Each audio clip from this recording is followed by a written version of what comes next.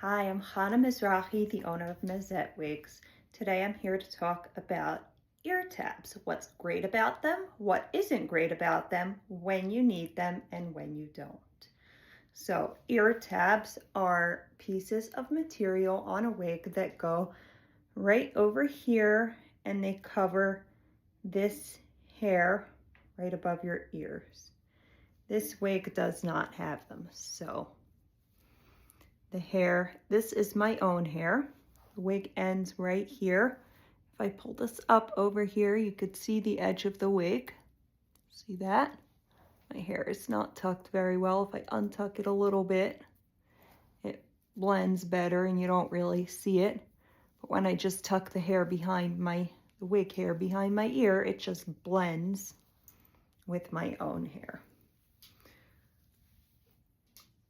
So this is a wig without ear tabs, and now I will show you a wig with ear tabs.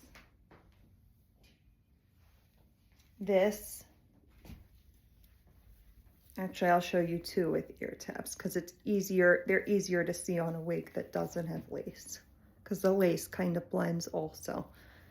This is a lace front wig with ear tabs. See, this is the inside and this is the outside. See, that kind of has that natural contour, just like a natural hairline does. And now one without lace. There it is. See here, you could see that shape more clearly. It has that shape, so that would just take that shape more exactly and give better coverage. So some people love them, some people hate them, but let's talk about why you would really need to have them or need to not have them. So sometimes they can be very thick, not on my wigs. I design, you could see this is a very low profile ear tab, even though it's a silk top wig, which generally are thicker than lace tops or lace fronts. This is a very thin ear tab. It lays very flat, but in general, some ear tabs are very thick. So they can add a lot of bulk and be very uncomfortable. But some people just hate having that extra bulk.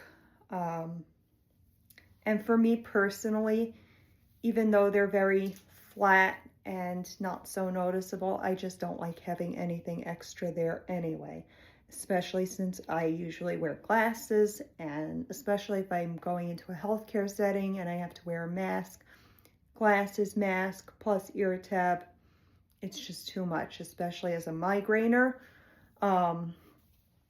I just don't want to have that. And I don't need an ear tab. So why might you need an ear tab? If you don't have hair over here, if you have hair and it doesn't match the wig, if it's a different color, like if you have grays, or if you're a brunette and your wig is blonde, if it doesn't match the texture. Now I have very curly hair, my wig is very straight, but there's a small enough amount of hair showing over here that you don't see that. So the texture would have to be an extreme mismatch for that to really matter. But maybe if somebody had very short hair, like if they're buzzed over here and it's not long enough to really tuck over there and blend, so that would make a big difference. Or if it was extremely frizzy over here, but sleek over here, so that makes a difference.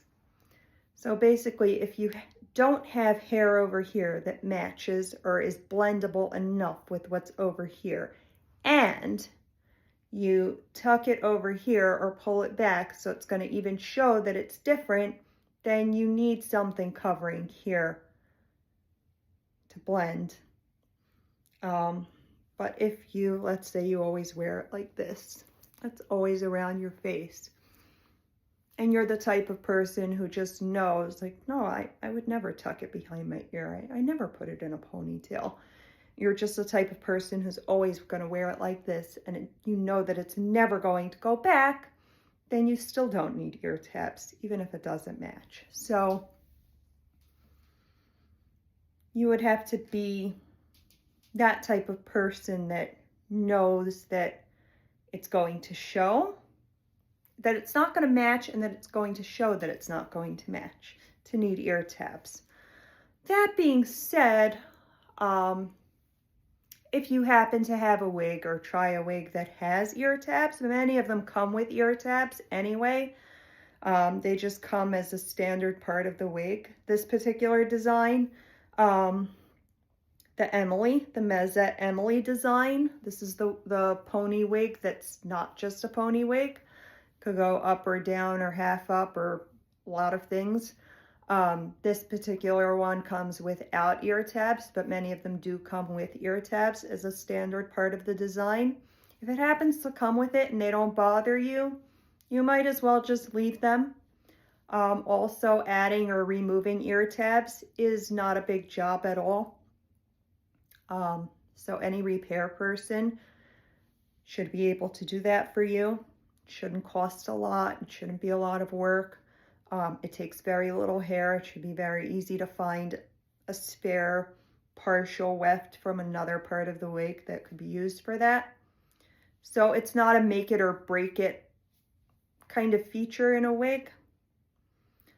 Certain designs are just better off without an ear tab. For example, this particular wig, I would really, I mean, you could add ear tabs to it, but if you're doing a high ponytail, I just feel like it's just gonna blend better in a high ponytail without having ear tabs anyway.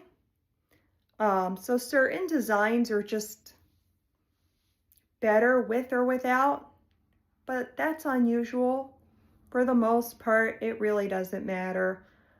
It's not a make it or break it thing. This is just for you to be aware, just to know your options.